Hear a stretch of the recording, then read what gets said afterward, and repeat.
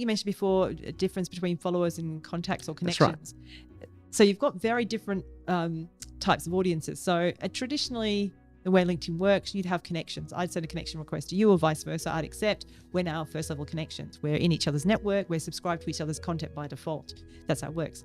Now, when creator mode came out, it's about building an audience. Now, an audience is one way. A connection is two way. So when you follow somebody, like my profile by default has a follow button, which means anybody can follow me. They're not waiting for me to take an action, say yes or no. And they essentially then they're subscribed to my updates, my content, whatever it is. So it's geared towards content creators, like I said. So if you're a person that's not putting yourself out there yet on LinkedIn, don't turn it on. There's no point, because now you're making it difficult for people to connect to you. You can still do it.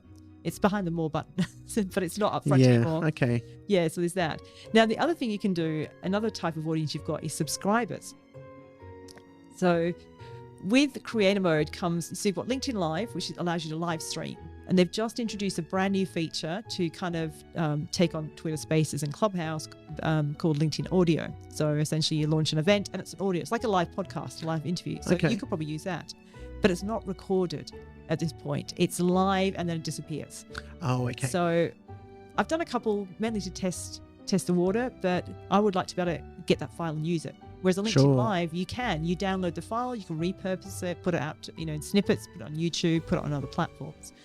So the other feature you've got is newsletters, which sounds really boring. I mean, who likes newsletters? But it's just a distribution mechanism for your longer form content. And with a newsletter, you get subscribers. So you can have an audience that's not connected to you. They're not following you, but they subscribe to your newsletter. Okay. And in your newsletter, you might embed your LinkedIn Live, your video on YouTube, your podcast. So it's another distribution mechanism for your content. So for instance, if LinkedIn was not your primary platform in terms of your strategy, but you're there because you want to be found, you want to be credible, you might turn creator mode on because you're building an audience and you want to have content to establish that credibility. So there's different reasons to turn it on. Depends on your objective.